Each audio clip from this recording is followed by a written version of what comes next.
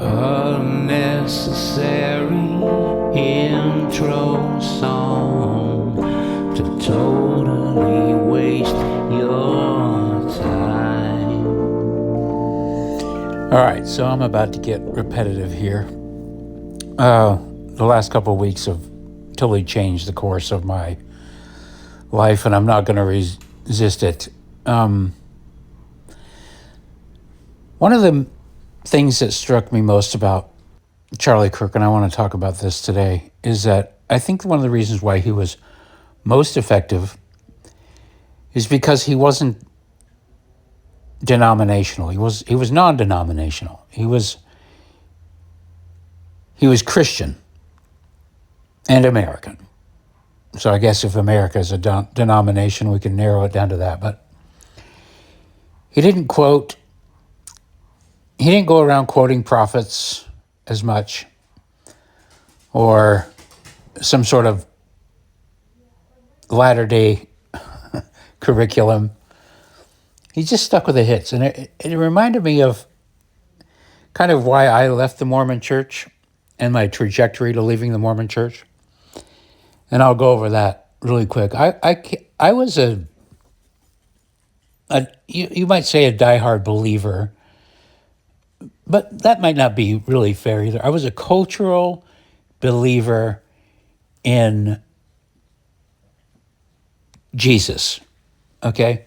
I would have called it Mormonism back then, but that's what I liked. I liked going to church, and I liked hearing the stories, all the stories that centered around the things that Jesus taught, and even like the Ten Commandments, I liked all that stuff, all the stuff about being good to your neighbor, turn the other cheek, all the hits. And when I was a teacher, they made me teachers, and as a young kid, I was Deacon's Quorum president. Everybody gets a chance to get a calling, but I seem to always get put into leadership positions of some sort, So I was rewarded for my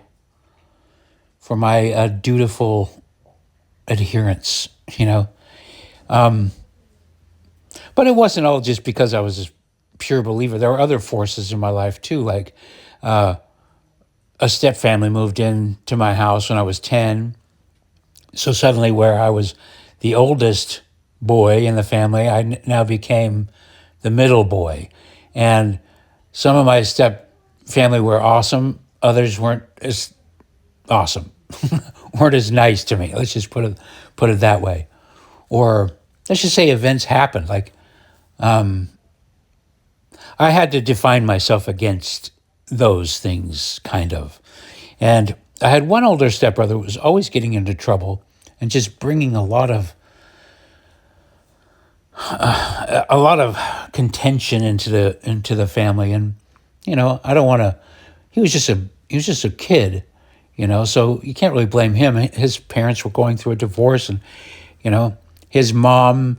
It's very rare when a mother gives up custody to the father willingly and quickly. And my stepfamily's mother did that.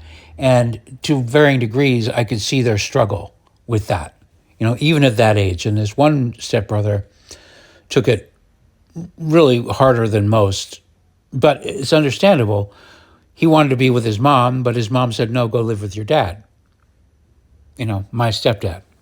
That's gotta hurt. But anyway, that kind of cascaded, that emotional thing kind of cascaded, and he became like a troubled kid. Like literally that's the definition. He lashed out in different ways, committing petty crimes, and he was kind of violent and mean to me and other people around. And anyway, at a certain point, I really had to define myself. He became a force in my family where I was just like, I don't want to be anything like that. I mean, who knows what I would have done without his presence there? Maybe I wouldn't have been such a good Mormon. Maybe I would have actually smoked some cigarettes and had some drinks or whatever. But because he was doing it already, he beat me to the punch. And some of my older step siblings too. They were normal kids basically. But in my family, my mom was, I would say, not the best representative of the teachings of Christ. You know, bless her heart, she had her own life too, blah, blah, blah. Nobody's perfect. But, she was kind of like used Christ as a blunt instrument, and Mormonism and the prophets as a blunt instrument to, if you did something wrong, you're going against Jesus. And, she had a real gift for putting a look of disgust on her face. It was like, not good. When you're a kid and you see that, it's not like, it doesn't feel good. So these kids, my older step family, they not all of them, but, they did normal things. The kids do. They went to parties, drank, smoked a little pot. One of my favorite older stepbrothers grew pot in the window of his bedroom, Teenager stuff. Nothing shocking, But again, I had to define myself against that. So I kind of became the goody two-shoes, if you will, Probably wouldn't have without having to have rebelled against that force. I probably would have just taken my own little course because, I did shoplifting. I wasn't like this totally good little kid, and I would like to swear with my non-Mormon friends, and I like to hang out with non-Mormons. And because again, there was this pressure that I should only hang out with Mormons. And I was like, yeah, I don't like that. I like Jesus walked through Samaria. He didn't walk around Samaria. Anyway, lots of complicated things about growing up in a step family with multiple marriages and all that other kind of stuff. But so I didn't get a really good example of what Jesus taught. I'd hear it at primary and stuff, Sunday school, but at home, not really. There was no Charlie Kirk around in my family. And I guess it kind of occurs to me that if there had been, maybe both sides would be different. My mom would be different. The kids who rebelled would be different. I certainly probably wouldn't have rebelled, So being more like Charlie Kirk is kind of how you deal with not creating leftists, not creating people who stray from the path. Do you know what I mean? Let's just put it this way. I was starting on a story, so let me continue it. I went on a Mormon mission, was a half-assed missionary. I had certain things that were pretty good. I figured out that if you just taught big groups, started with a leader in the neighborhood, you could baptize a hell of a lot more people than if you tried to just teach a woman and her kid while her husband's at work. That was like the worst combination ever. I can't even believe that the Mormon church allows that, You're just creating strife in a family when you do that. But anyway, so I created these little plans where I could baptize a lot of people, but I was a half-assed missionary, slept late, didn't work that much, spent just as much time getting out of work as I do working, But anyway, I was slightly effective, became a zone leader, asked to be put in the zone that had the lowest baptisms, the hardest thing, and I turned it around. I developed these little tricks to get the missionaries to, focus in on their work and make it easier. Like I implemented things like, this is going to be Japanese week this week. So if you see a Japanese person, you have to talk to them. And what do you know? Suddenly we're baptizing Japanese people because there's an excuse. This week's going to be fat week. If you see a fat person, you have to talk to them, you know? But anyway, I turned that zone from the lowest amount of baptisms for a month to the highest amount. Good for me. Yippee, skippy, you know? Got home from my mission, became a Sunday school teacher in a BYU ward. And it was a college, the Mormon college. And I wasn't supposed to be there because I didn't go to BYU. I actually went to UVCC, the scene of Charlie Kirk's assassination. I spent a semester going there. And then I just dropped out of college altogether, but I stayed in Provo. But I became a Sunday school teacher, and in Mormonism, they have districts and wards. They call them wards, and they're, on a map. If you live in this certain area, you're supposed to go to this ward. And I lived in the area of the BYU ward, but I didn't go to BYU. But nonetheless, I was called to be a Sunday school teacher of the BYU ward. And this weird thing happened is that people started coming from different wards to come to my Sunday school because apparently I was pretty good at it. I was entertaining. And if you want to know my secret was I just stuck with the hits. I just stuck with the Jesus stuff, the basics. The curriculum was there where you're supposed to teach about tithing and quote a lot of scripture and Doctrine and Covenants and Book of Mormon stuff, but I would largely kind of ignore that stuff, and instead of getting into the doctrine, I just turned tithing into a lesson about being selfless and being helpful, not being greedy. The hits, everything I tried to spin into the hits, and it worked. And it worked to a degree. I became an elders quorum president, but it became kind of controversial. So somebody started writing about my classes in the was it the Student Review? It was the BYU paper. And there was a controversy, like, who is this long-haired, bearded guy? Did I tell this story already? I think I might have. But who is this long-haired, bearded guy teaching Sunday school at our school? And so I had to meet with one of the general authorities, which is one of the top dogs of the church. They had to come vet me out. And I met with him, and he ended up saying, well, Merkley's good. What you see is what you get. And I continued. And to some success, whatever.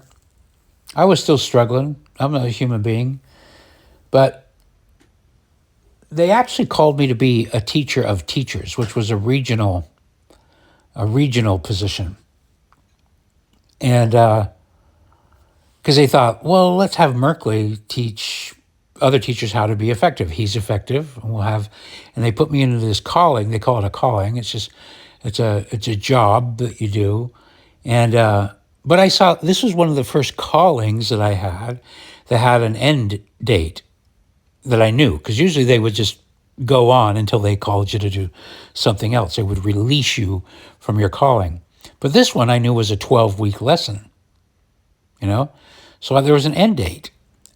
And as I'm trying to teach these people how to be teachers, it's not like they say, hey, just teach whatever you want, impart your own wisdom, blah, blah, blah. No, there was a lesson plan.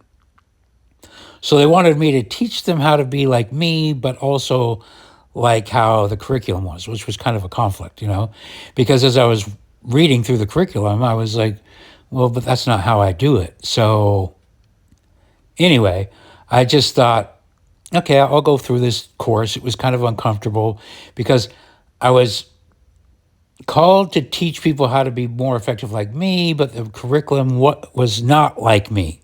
There was this conflict there. Anyway, I told myself, I said, well, you know what? I've never really played devil's advocate and never looked at the other side of the issue. I've always been the pro-Mormon guy. I've only taught that side of it. But I've never, I've always played defense. I've never been the prosecutor. So when this class is done, I'm going to play prosecutor. And that's what I did. And the first book I checked out was a book called No Man Knows My History, which was a biography written about Joseph Smith by someone who had inside information. He was a descendant of, I think, maybe Spencer W. Kimball's kid or maybe grandkid or something. But I read it and like one chapter and I was like, okay, I'm done with this. I'm done. Because I could see a much more sensible story about how Joseph Smith said this and then said that. And then the story built. The main thing was that there were no records for him having done the things he later said. Joseph Smith wrote his own biography when he was 33 years old and created this whole backstory that wasn't supported by any evidence. And I realized, he made up his own story. Late. I always just assumed that, when he said that he saw God and Jesus, he came back and told the whole town and there was this big kerfuffle. But no, that didn't appear until he was 33, that story. Anyway, I was out. I was like, I'm done. I'm done with it. I can see this other version makes more sense. Anyway, this is a long way around to getting to Charlie Kirk. But what I like about Charlie Kirk and what I think needs to happen, and I see happening that gives me hope, is that these little technicalities, these various churches, their own little curriculums, their own little methods, their own Joseph Smiths. I don't know, who's the leader of the Seventh-day Adventists? Who's the guy that started this? It's just, I didn't see Charlie Kirk doing that. And that's so smart. Because my whole thing on religion was kind of built on this Joseph Smith is telling the truth. And when it became clear to me that he wasn't, well, the whole thing came down. In fact, even as missionaries, we used to ask people to pray about Joseph Smith because even the Mormons understood, like, if Joseph Smith was telling the truth, well, then the Book of Mormon and all these other things are true. But if he wasn't, then, the whole thing comes crashing down. And so we would ask people to focus in on that, and we kind of build this method around getting a good feeling about Joseph Smith. And then, even in Mormon meetings, it's just like you hear people say, I know Joseph Smith was a prophet. Anyway, there's kind of no escaping around the idea that there is a little bit too much pressure within Mormonism to worship. And I know it's not worshiping, but there's too much pressure on this whole Joseph Smith thing. And to me, that's unfortunate. Because Joseph Smith's just a regular guy. And when I threw the baby out with the bathwater, it had a lot to do with just noticing that, finding out, oh yeah, well, maybe Joseph Smith wasn't all he was cracked up to be,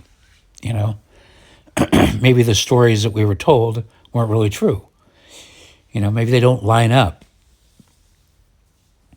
But the good thing about Kirk, and the good thing about Christianity, and the thing that I really liked about Christianity, was that Christ came along, and don't quote me, but the gist of it was like, we didn't need the intermediaries anymore. That was the whole thing about not needing a pope. The Mormon church I get the thing where you have a living prophet, and that's cool, and that legitimizes it. It says, oh, it's like the old days and blah, blah, blah. But even still, you're not supposed to follow the prophet. The whole idea of the New Testament was to do away with the old way and say, now we have a new way. Now you have a direct connection to Christ. You, dear reader, dear person, dear child of God, can go directly to the source. You can receive inspiration. You can feel the Holy Ghost, you know? And I like that about Charlie Kirk. He didn't represent the Mormon Church. He didn't represent the evangelicals. He represented Christ. And what I've really found inspirational about what's happened right now is even with the Charlie Kirk, become a founder of a Charlie Kirk chapter or Turning Point USA chapter, is it's not really denominational. It's just, it's not saying set up a Baptist church or set up a Mormon church. It's not even necessarily I hope it doesn't turn into set up a Charlie Kirk church, because it shouldn't be about Charlie Kirk. We don't need Charlie Kirk giving us instructions, because we already have the lesson of Jesus Christ. It's already there. It's right there. You can live it. You can feel it. You know the lessons. You don't have to be denominational. So what I'm hoping is that people will, all form their own ministries. I kind of like that language that Charlie Kirk would use. Like, your ministry is this, your ministry is that. And I know that a lot of the Christian ministries across the country aren't really denominational, and they're just kind of like individual, self-contained. And that makes more sense to me. That feels better. As much as it's kind of cool to respect the hierarchy and the organization of the Mormon Church or the Catholic Church and the buildings that they've built, and these big things that require a hierarchy and an organization, and it's respectable. You can see that. But I think Christ's message wasn't about centralized design. I think it was about you, individual. You. The decentralized, the individual nature, the individual ability we have to espouse these good values, to teach good lessons, to be good examples, to do good, to be good and not be evil, without the weight of Joseph Smith's personality, or the guy that started Jehovah's Witness, or the Seventh-day Adventists, or Martin Luther, the Lutherans, the Episcopalians, without having the weight and the burden of these other hierarchies. And that's what they are. It's a weight. It's a burden. It's what caused me to leave the Mormon Church. It's what caused me to leave Christianity. That's the important part. And if you ask me, a lot of these kids that are gnashing their teeth and celebrating the death of Charlie Kirk, and a lot of these people they've been pushed out and repelled by Christianity because of the way it's delivered. And so often it's delivered in a very non-Christian, meaning Jesus Christ, in a very non-Charlie Kirk way. And when I say Charlie Kirk, I'm just saying Charlie Kirk is a modern day example, of how Christ behaved. It's kind of interesting that we needed a Charlie Kirk to come along to just make it clear. Like, look, a modern day guy can do the same kinds of things. You can emulate the mission and the ministry on your own. You can be a self-starter. You can just say, no, I'm going to do this. You can build your own thing, and hopefully that doesn't become burdensome. Hopefully it doesn't become this Charlie Kirkism. I don't want to see any I'm a Kirkist. I don't want to, it's inevitable, but I think that's the wrong direction, because I do see it. I see, just thinking about it, if my mother had been more like Charlie Kirk, my stepfamily probably would have been less like how they were, and I would have been less like how I was. My mother's scorecard as far as representing Christ isn't very good. Like when it comes down to it, out of all of her 4 kids and 6 stepkids, I think there's only 1, 2 that actually go to church, that actually consider themselves active Mormons. I think the rest might be, or 3 actually. No, just 2, actually. Just 2. Yeah, 2 out of 10, not good. But if she had been more like Charlie Kirk, who knows? Maybe 10 out of 10. And it's not just on her. It's on the church and the membership in general. It's very easy to drive people away. You can start with a good thing like Jesus, and then you can add a lot of other bells and whistles that are unnecessary, like Joseph Smith, like this, like that, like all these other, your bishop, your elders quorum president, your hierarchy, the current day prophet. I disagree with him on this. I disagree with him on that. All these, they ultimately all become distractions from the core mission, which is essentially Christian values. And I would argue just objectively good values. So even in Jesus, there's still one step removed. Jesus is a human example and an embodiment of good, right? But really, objectively, good is good and evil is evil.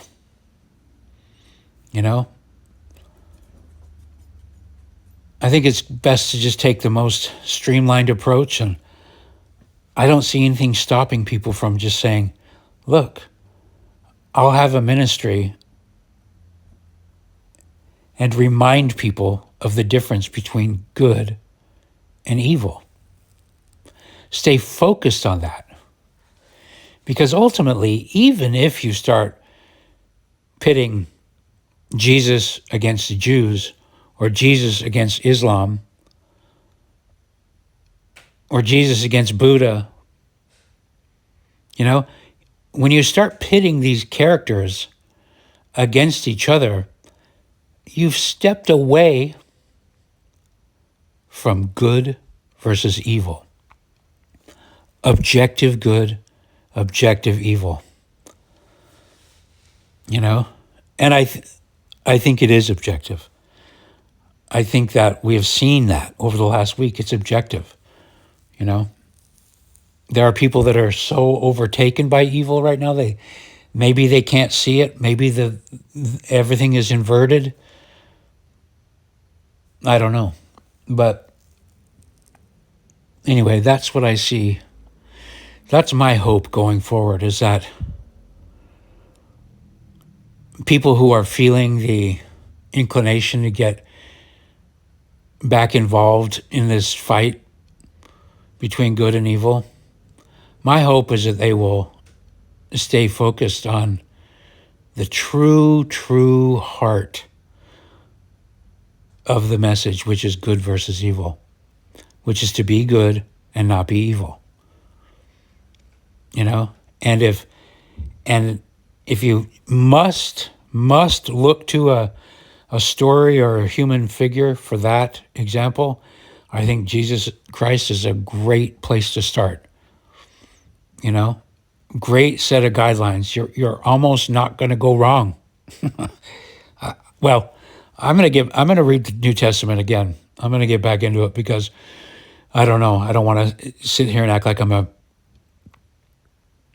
like some kind of scholar on everything Jesus ever said, you know. But I can't ever remember hearing something attributed to Jesus and thinking, well, that doesn't sound right. You know, it always sounded right. I was like, yep, that sounds like a hit.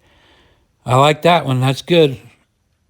You know, so yeah, if it takes you back to Christ, great, because to me, Christ is like an embodiment of good.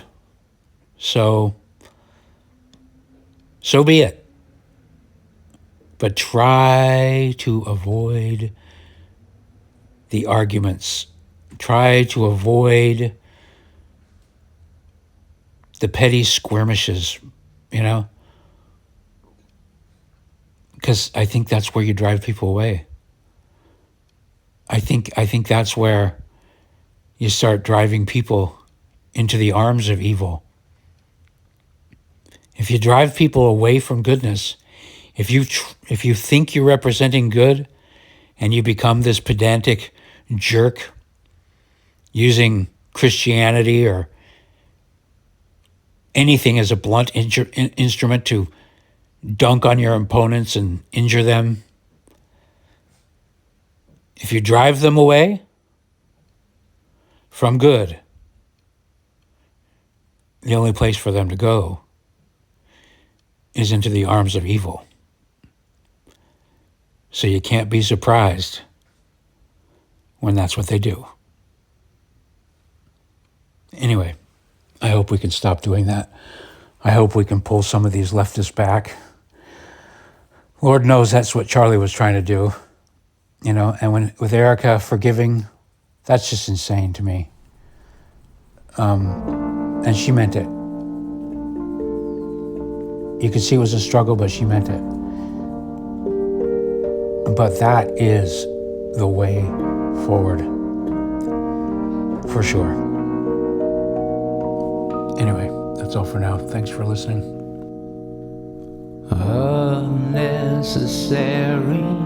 outro song to totally waste